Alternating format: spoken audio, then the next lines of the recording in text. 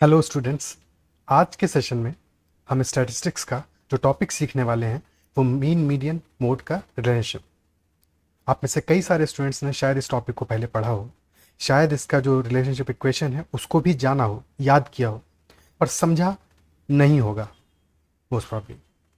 आज के इस सेशन में अगले 5 से 10 मिनट में हम इस रिलेशनशिप को इतना बढ़िया तरीके से समझने वाले हैं कि आज के बाद अपनी ज़िंदगी में आप इस टॉपिक को कभी नहीं भूलोगे। और जो भी क्वेश्चन आपके सामने आएगा इस टॉपिक पे किसी भी एग्जाम में, आप उस क्वेश्चन को अगले 5 से 10 सेकंड में सॉल्व करना सीख जाओगे। चलिए टॉपिक को शुरू करते हैं। जहां तक मीन मीडियन मोड की बात है, हम जानते हैं कि ये तीनों के तीनों हमारे किसी भी डेटा सेट में जो हमारा न्यूमेरिकल सेंटर होता है, किसी भी डेटा सेट का जो सेंटर होता है वो जानने की हम कोशिश करते हैं। तो ये तरीके हैं हमारे, ठीक है, डिफरेंट मेजर्स हैं एक तरह से।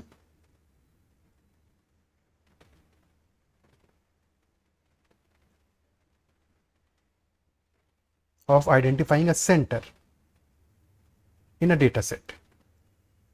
और यही सेंटर मीन मीडियन और मोड के लिए अलग अलग तरह से डिफाइंड होता है। जब हम मीन की बात करते हैं तो मीन हमारा या फिर माध्य हमारा एवरेज निकालता है। जो भी डेटा सेट की वैल्यूज होती हैं उन सबका हम एवरेज निकालते हैं मीन के माध्यम से। दूसरा तरीका होता है मीडियन यानी कि माध्यिका। और मीडियन के केस में हम जो मिडिल वैल्यू होगी डेटा सेट की, जो वैल्यू सबसे बीच में लाई करेगी, जब हम सारी की सारी वैल्यूज को ऑर्डर में लगाएंगे, इंक्रीजिंग ऑर्डर में, उसके बाद में जो मिडिल वैल्यू आएगी वही हमारी माध्यिका कहलाएगी। और तीसरा मेजर है हमारा मोड यानी बहुलक।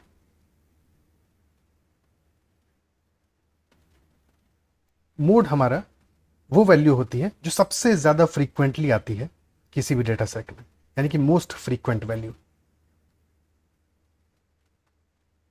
चलिए ये बातें समझ में आती हैं। अब इनके बीच में एक रिलेशनशिप एग्जिस्ट करता है जो जानना हमारे लिए, कई बार जब डायरेक्टली क्वेश्चन आता है जहाँ पे कि कोई दो वैल्यूज इसमें से दी हुई हैं और तीसरी हमको निकालनी है, तो रिलेशनशिप वहाँ पे बहुत इंपॉर्टेंट रोल प्ले करता है। और काम कब पड़ता है हमें उस रिलेशनशिप का, जबकि जो वैल्यूज हैं हमारी, जो डेटा सेट है, जो फ्रीक्वेंसी डिस्ट्रीब्यूशन है डेटा सेट का, वो एकदम परफेक्टली सिमेट्रिकल ना हो, ठीक है, थोड़ा बहुत एसिमेट्रिकल हो, जो कि क्वेश्चन में ऑब्वियसली दिया होगा। रिलेशनशिप हमारा ये कहलाता है कि अगर हमें मोड की वैल्यू निकालनी है तो मोड हमारा बराबर होता है 3 times the value of the median minus 2 times mean. Mode is equal to 3 times median minus 2 times mean. या फिर इसको इस तरह से भी लिख सकते हैं कि 3 times median is equal to 2 times mean plus mode.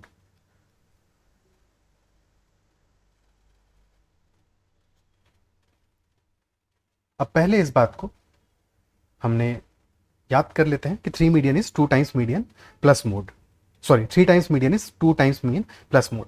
पहले इस पे बेस्ड क्वेश्चंस करना शुरू करते हैं, उसके बाद में फिर एक बार हम इस रिलेशनशिप को 1-2 मिनट का समय देके इस तरह से समझेंगे कि वो क्वेश्चन हमसे 5 से 10 सेकंड में सॉल्व हो जाए। पहला क्वेश्चन लेते हैं अपना। पहला क्वेश्चन कह रहा है values of the mode and mean are 14 and 8 respectively in a moderately asymmetrical distribution. Already given है कि मॉडरेटली एसिमेट्रिकल है, तभी मोड मीन और मोड अलग अलग वैल्यूज हैं।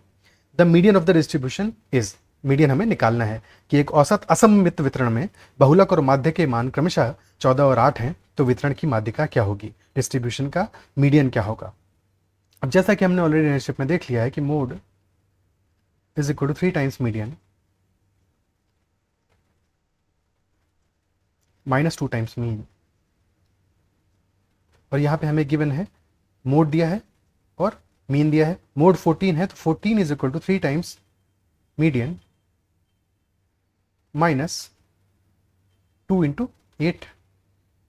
तो यहाँ से 3 टाइम्स मीडियन हमारा आ जा रहा है 14 plus 16 which is equal to 30, यानी कि मीडियन की वैल्यू हमारी हो जाएगी 30/3 यानी कि 10। यही हमारा आंसर हो जाएगा। क्लियर है। नेक्स्ट क्वेश्चन देखते हैं। अगला क्वेश्चन हमसे कह रहा है कि values of the mode and median are 7.52 and 9.06 respectively in a moderately asymmetrical distribution. तो हमें मीन निकालना है। Again mode is equal to 3 times median minus 2 times mean. और दिया हमको क्या है, मोड दिया हुआ है, मोड है 7.52 और मीडियन है 9.06। 3 इंटू 9.06 माइनस 2 टाइम्स मीन। अब 2 टाइम्स मीन को हम लेफ्ट साइड में लेके चले जाते हैं, 7.52 को राइट में ले आएंगे। 2 times mean will be equal to 3 into 9.06 हो जाएगा 27.18 माइनस 7.52। 27 माइनस 7 20, 20.18 माइनस 0.52 यानी कि ये वैल्यू आ जाएगी 19.66। तो हमारी मीन की वैल्यू हो जाएगी 9.83। क्लियर है? अगला सवाल देखते हैं। नेक्स्ट क्वेश्चन कह रहा है यदि किसी निश्चित डेटा के बहुलक और माध्यिका का अनुपात 9:8 है, if the ratio of the mode and median of a certain data is 9:8, then the ratio of its mean and median is what.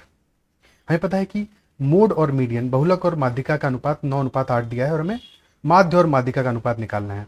और अगर माध्यिका का अनुपात में 8 आ रहा है तो बहुत हाई प्रोबेबिलिटी है कि जो हमारा आंसर ऑप्शन होगा, जहाँ पे कि माध्यिका में 8 का मल्टीपल दिया होगा, वो हमारा आंसर होना चाहिए। तो इट्स हाई प्रोबेबिलिटी कि हमारा answer C option C answer हो। बट एक बार फॉर्मूला अप्लाई करके भी देख लेते हैं। तो फॉर्मूले में हम रखते हैं वैल्यूज को। तो मोड हमारा है 3 times median minus 2 times mean. और ये जो वैल्यू रेशियो में दी है, हम इनको ही वैल्यू मान लेते हैं अपनी मोड और मीडियन की। कोई समस्या नहीं, क्योंकि हमें तो रेशियो निकालना है, कोई फर्क नहीं पड़ेगा, एग्जैक्ट वैल्यू निकाली भी नहीं जा सकती। तो मोड हमारा हो गया 9, मीडियन हो गया 8। तो 9 is equal to 3 into 8 minus 2 times mean. तो यहां से 2 टाइम्स मीन की वैल्यू आ गई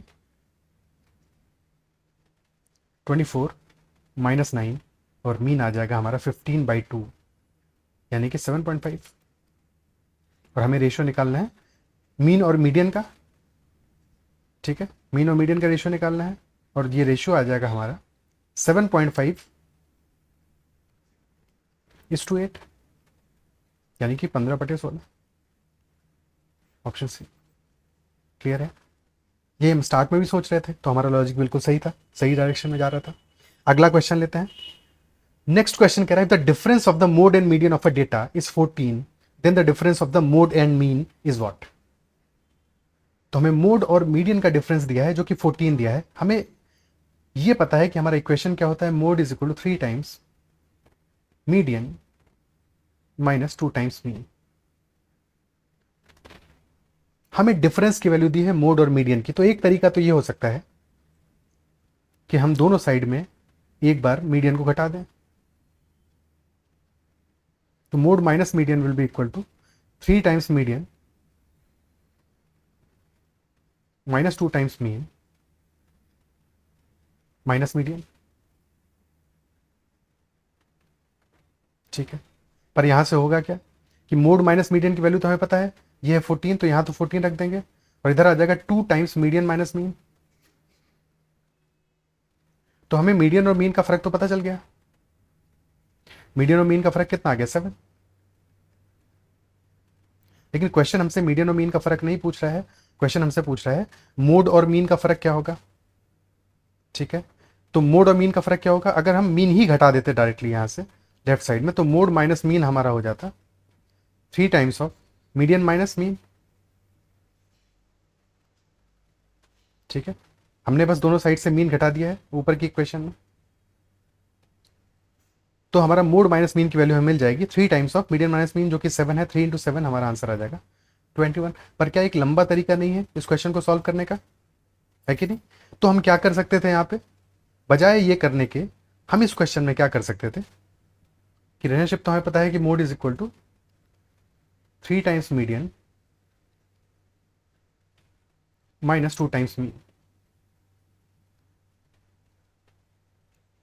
ओके, अब हम मोड और मीडियन के बीच का डिफरेंस हमको 14 गिवन है। हम इन दोनों में से किसी एक वैल्यू को 0 लेते हैं और दूसरी वैल्यू को 14 ले लेते हैं। किसी एक को 0 ले लेते हैं, दूसरी को 14 ले लेते हैं। तो हमने मीडियन को, मोड को 14 मान लिया, मीडियन को 0 मान लिया। जैसे ही हमने मीडियन को 0 माना, ये पूरा का पूरा टर्म तो 0 हो गया। 14 is equal to -2 times mean. तो यहां से हमारी मीन की वैल्यू कितनी आ गई? -7। हड़बड़ाना नहीं है, कई बार हड़बड़ी में कुछ लोग क्या कर देंगे कि 14 is equal to -2 times mean, जैसे ही उनको दिखा उन्होंने खट से देखा कि 14 और 7 संभाव करके आंसर 7 मार्क कर दिया, बट ऐसा नहीं होगा। ठीक है, मीन की वैल्यू निगेटिव में आ रही है, कोई दिक्कत नहीं है। ठीक है, मीन -7 आ रहा है, मोड 14 हमने लिया था, तो डिफरेंस क्या आ जाएगा मोड और मीन का? डिफरेंस आ जाएगा 14 -7 यानी कि 21। अब यही चीज हम एक बार समझ लेंगे तो इसको वर्बली भी कर सकते हैं। इतना सब कुछ लिखने की जरूरत थोड़ी थी कि मोड हमारा 14 हो गया, मीडियन 0 हो गया, तो मीडियन 0 होते ही 3 मीडियन वाला टर्म तो कैंसिल आउट हो गया, तो 14 is equal to -2 times mean. 14 upon -2 यानी -7 हमारा आ गया मीन। 14 मोड था, तो 14 और -7 के बीच का अंतर हमारा 21 आ जाएगा। क्लियर है?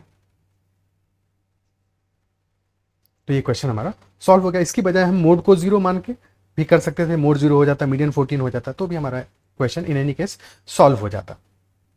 तो क्वेश्चन सॉल्व करना तो हमने सीख लिया क्योंकि हमें क्वेश्चन याद हो गई, बट थोड़ा सा अगर समझ भी डेवलप कर लेंगे तो इन क्वेश्चन को सॉल्व करने में कई बार हमें इतना समय भी नहीं लगेगा। ठीक है, तो समझ क्या है वो देखते हैं अब। देखो, जब भी हमारा फ्रीक्वेंसी डिस्ट्रीब्यूशन की हम बात करें, ठीक है, फ्रीक्वेंसी डिस्ट्रीब्यूशन मतलब क्या हुआ कि हर एक जो डेटा सेट में हमें वैल्यूज दी होंगी वो कितनी कितनी बार आई होंगी, बारंबारता क्या है, आवृत्ति क्या है, कितना फ्रीक्वेंसी है उनका आने का। और इन जनरल अगर हम किसी डेटा सेट की बात करें, अगर वो नॉर्मल फ्रीक्वेंसी डिस्ट्रीब्यूशन है यानी कि सिमेट्रिकल डिस्ट्रीब्यूशन है, सममित वितरण है, ठीक है, तो हाई प्रोबेबिलिटी होता है कि वो एक बेल कर्व जैसा होगा। वो बिल्कुल शुरुआत की वैल्यूज बहुत कम होंगी, फिर एकदम से वैल्यूज राइज करेंगी और फिर उसके बाद में वैल्यूज अपना आएंगी नीचे और फिर 0 हो जाएंगी। ठीक है, यानी कि फ्रीक्वेंसी 0 हो जाएगी, उसके बाद में वैल्यूज नहीं होंगी एक लेवल के बाद में। लेट अस से ये हमारी जो वैल्यूज हैं ये मार्क्स हैं स्टूडेंट्स के, ये कुछ भी हो सकता है, मार्क्स हो सकता है, सैलरी हो सकता है, नंबर हो सकता है, कुछ भी हो सकता है, कोई भी वैल्यूज हो सकती हैं, ये कोई डेटा सेट हो सकता है, वो इंपॉर्टेंट नहीं है हमारे लिए, ये समझना इंपॉर्टेंट है। और अगर ये प्रॉपरली एकदम सिमेट्रिकल डेटा सेट है हमारा, तो अगर ये प्रॉपर बिल्कुल सिमेट्रिकल डेटा सेट है तो वहां पे हमारा ये जो सबसे ऊपर स्टीप कर्व दिख रहा है ये क्या है? ये सबसे हाई फ्रीक्वेंसी है, यानी कि जो डेटा सेट में वैल्यू सबसे ज्यादा बार आई है। और हमें पता है जो सबसे ज्यादा बार वैल्यू आती है वो क्या होती है? वो हमेशा मोड होता है। तो ये मोड तो है ही है, लेकिन क्योंकि ये एक नॉर्मल फ्रीक्वेंसी डिस्ट्रीब्यूशन है तो ये न सिर्फ मोड है बल्कि यही वैल्यू हमारा मीन भी होगा और यही वैल्यू हमारा मीडियन भी होगा। पर ये तो एक आइडियल केस है, जनरली ऐसा नहीं होगा। जनरली जो भी हमारे पास डेटा सेट होगा वो या तो थोड़ा सा लेफ्ट की तरफ टिल्टेड होगा, यानी कि बाईं तरफ थोड़ा सा टिल्टेड होगा, वैल्यूज जो डेटा सेट की हैं वो बाईं तरफ होंगी, या थोड़ा सा दाईं तरफ टिल्टेड होगा। ठीक है, जिसको हम कहते हैं positively skewed and negatively skewed. Term से घबराना नहीं है, बस लॉजिक को समझना है, जिसके लिए हम थोड़ा सा 2-4 मिनट इस बात को समझने की कोशिश कर रहे हैं। ठीक है, बस बने रहिएगा और जब बात समझ में आ जाएगी तो आप खुद ही अप्रिशिएट कर पाओगे इस चीज को कि क्यों हम ये चीज समझ रहे थे। अब देखो, अगर पॉजिटिवली स्क्यूड है यानी कि लेफ्ट की तरफ तिरछा, स्क्यूड यानी कि तिरछा, ठीक है, तो लेफ्ट की तरफ थोड़ा सा उसका घुमाव होगा, यानी कि ज्यादा डेटा सेट की वैल्यूज छोटी होंगी। पॉजिटिवली स्क्यूड का मतलब ये हुआ, यानी कि जो हमारा ग्राफ होगा वो कुछ इस तरह का होगा। ठीक है, और अगर ग्राफ इस तरह का है हमारा, तो इसका मतलब क्या हुआ? अगर ये मार्क्स का ग्राफ है यानी कि एकदम से क्लास में टीचर ने सरप्राइज टेस्ट ले लिया बच्चों का, बच्चों को पता नहीं था तो तैयार करके नहीं आए थे, इसलिए मार्क्स ज्यादा बच्चों के कम आए हैं, यही तो मतलब हुआ। ठीक है, जो पिछला वाला हमारा केस था यहाँ पे बिल्कुल नॉर्मल है, कुछ बच्चों के मार्क्स कम है, कुछ के ज्यादा है और बहुत सारे लोगों के एवरेज मार्क्स हैं। यही तो, ये जो बीच की वैल्यू है क्या है? ये एवरेज ही तो है, सेंटर ही तो है, पूरे के पूरे डेटा सेट का जो सेंटर है वो ठीक बीच में है। लेकिन यहाँ पे हमारा सेंटर लेफ्ट साइड में है, पॉजिटिवली स्क्यूड है, यानी कि बच्चों के मार्क्स, अगर मार्क्स का ये डिस्ट्रीब्यूशन हम मान लेते हैं तो मार्क्स खराब आए हैं आमतौर पे, और बहुत कम बच्चे हैं जिन्होंने बहुत अच्छा परफॉर्म किया है। ऐसे केस में क्या है, हमें पता है जो सबसे बड़ी जो इमारत दिख रही है बीच में हमको, यानी कि जहां पे ये सबसे ऊपर जा रहा है, सबसे ज्यादा फ्रीक्वेंसी दिख रही है, ये तो हमारा मोड होगा, इसमें तो कोई डाउट होना ही नहीं चाहिए। ठीक है, तो ये हमारा मोड होगा। इसके बाद में अब अगर हम ध्यान दें तो मोड तक हमारी बहुत ज्यादा वैल्यूज तो नहीं निकली हैं, वैल्यूज काफी निकल गई हैं, बट फिर भी क्या है, अगर हम मीडियन की बात करेंगे तो मीडियन हमारा मोड से थोड़ा सा ज्यादा आएगा यहां पे, यानी कि जो सेंटर वैल्यूज होगी, जिससे आधी वैल्यूज एक तरफ होंगी बाईं तरफ, आधी वैल्यूज दाईं तरफ होंगी, वो वैल्यू हमारी मोड से थोड़ी सी बड़ी होगी। यानी कि मान लेते हैं कि यहां पे हमारा मीडियन आ रहा है। और मीन की बात करें, मीन हमेशा जो हायर वैल्यूज होती हैं, यानी कि जो आउटलायर्स जिनको हम कहते हैं, ठीक है, यानी कि जो वैल्यूज हायर वैल्यूज हैं, कई बच्चे, कुछ बच्चे ऐसे भी हैं ना जिनके बहुत ज़्यादा मार्क्स आए हैं, तो एवरेज को वो भी अफेक्ट करेंगे, इसलिए मीन हमारा मीडियन से भी थोड़ा सा ज़्यादा आता है। ठीक है, अब अगर हम यहाँ पे इस अंडरस्टैंडिंग को प्रॉपरली समझने की कोशिश करें, तो ये हमारा मोड है, ये हमारा मीडियन है, और ये हमारा मीन है, ये जो वैल्यूज़ नीचे आ रही हैं। ठीक है, और इस रिलेशनशिप में हमेशा क्या होगा कि जो मोड और मीडियन के बीच का जो गैप है, ये जो गैप है, और मीडियन और मीन के बीच का जो गैप है, अगर हम मीडियन और मीन के बीच गैप को की वैल्यू को x माने, ये अगर x के बराबर है, मीडियन और मीन के बीच का जो फर्क है, अगर ये x के बराबर है, तो मोड और मीडियन के बीच का फर्क ठीक उसका डबल होगा, 2x के बराबर होगा।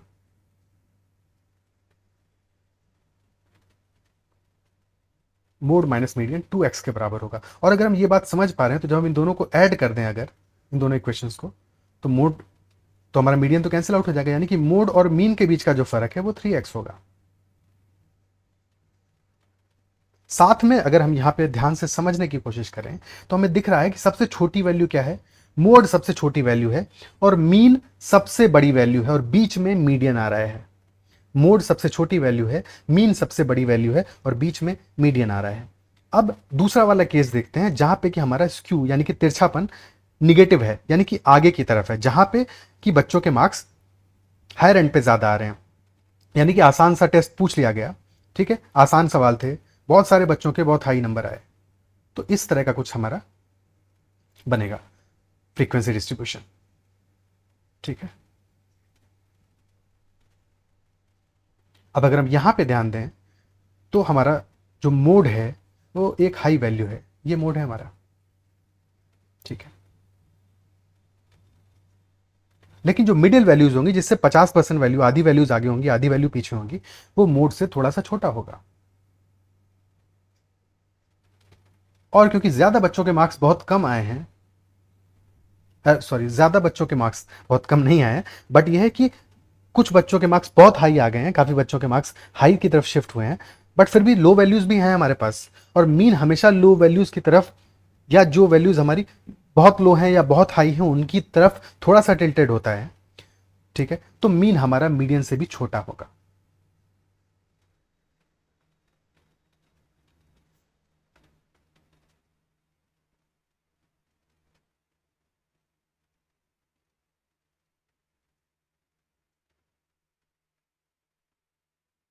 तो ये हमारा मीडियन हो गया, और फिर हमारी मीन वैल्यू आ गई।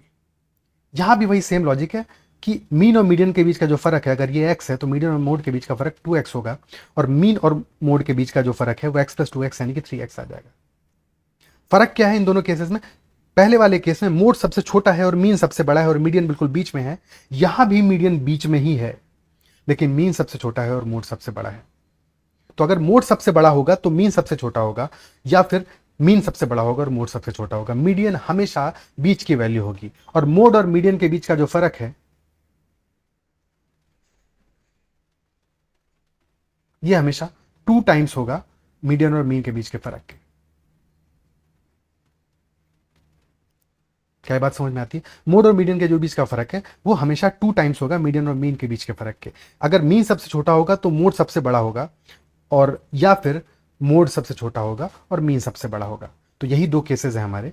ठीक है, कि या तो ऐसा होगा जो कि इस केस में है, क्योंकि निगेटिवली स्क्यूड है, मीन सबसे छोटा है, फिर मीडियन आ रहा है, फिर मोड आ रहा है, और या फिर इससे पीछे वाले केस में सबसे छोटा है मोड, फिर है मीडियन, फिर है मीन।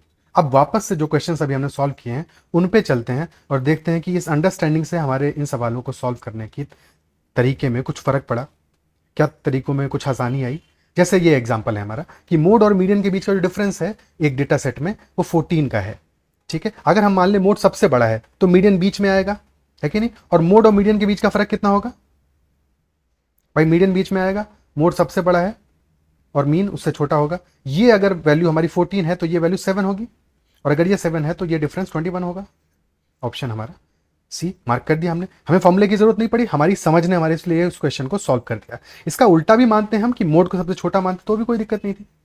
ठीक है, कोई फर्क नहीं पड़ता कि मोड सबसे छोटा है, बीच में मीडियन है और फिर मीन आएगा, लेकिन हमें पता है मोड और मीडियन के बीच का फर्क कितना है, 14 है, तो ये फर्क आधा होगा, 7 होगा, 14 + 7 21 टोटल डिफरेंस आएगा। क्लियर है। अब इससे पीछे वाले क्वेश्चन पे चलते हैं। पीछे वाला क्वेश्चन कह रहा है मोड और मीडियन के जो हमारा रेशियो है वो 9:8 है। अगर 9:8 है यानी कि मोड मीडियन से बड़ा है तो मोड सबसे बड़ा होगा। मोड 9 है, मीडियन 8 है, तो मीन हमारा कितना होगा, यहां पे गैप है 1 का, तो ये जो गैप होगा हमारा ये 0.5 का होगा, हाफ होगा, यानी कि मीन और मीडियन का जो रेशियो है 7.5:8 यानी कि 15:16 आ जाएगा। अगेन एक क्वेश्चन जो कि हमने सेकंड्स में सॉल्व कर लिया, इजंट इट सो, हमें फॉर्मूला लिखने की जरूरत नहीं पड़ी। अब इस क्वेश्चन पे समझते हैं values of the mode and median. Mode छोटा है, मीडियन बड़ा है, यानी मोड सबसे छोटा है, तो हमारा मीन की वैल्यू 9.06 से बड़ी आनी चाहिए। पहली चीज तो ये है, तो ऑप्शन बी तो आंसर नहीं होगा। दूसरी बात ये है कि मोड और मीडियन के बीच का फर्क कितना दिया है यहाँ पे हमें, भाई मोड हमारा है 7.52, मीडियन है 9.06, ठीक है। 7.52 को थोड़ा प्रॉपरली लिखते हैं, अभी गड़बड़ लिखा हुआ है, ठीक है। मोड हमारा है 7.52, मीडियन है 9.06 और हमें मीन की वैल्यू निकालनी है। मोड और मीडियन के बीच का जो फर्क है ये हमारा है 1.54 का, तो मीडियन से मीन के बीच का फर्क इसका जस्ट हाफ होगा, यानी कि 0.77, बस ऐड कर देना है इसमें, तो 9.83 हमारा आंसर आ जाएगा, ठीक है। क्लियर है। अगेन सेकेंड्स में क्वेश्चन हो गया, और अगर 2-4 क्वेश्चन आप ऐसे प्रैक्टिस कर लोगे तो इसके बाद में ये चीज़ आप वर्बली भी कर सकते हो, लिखने की भी जरूरत नहीं पड़ेगी। Next question, values of mode and mean. Mode सबसे बड़ी वैल्यू है, मीन सबसे छोटी वैल्यू है, 14 है और 8 है, ठीक है। तो जब मोड सबसे बड़ी वैल्यू है 14 है, मीन सबसे छोटा है 8 है, हमारा 14 और 8 के बीच में ही हमारा आंसर होगा, ना 14 हो सकता है ना 8 हो सकता है, तो ये तो आंसर हो ही नहीं सकते। दूसरी चीज हमें पता है मोड और मीडियन के बीच का जो गैप है वो डबल होगा मीडियन और मीन के बीच के गैप के। टोटल गैप 6 का है, तो अगर ये गैप 6 है तो ये गैप हमारा 2 होना चाहिए, यानी कि ये वैल्यू 10 आनी चाहिए। That's all.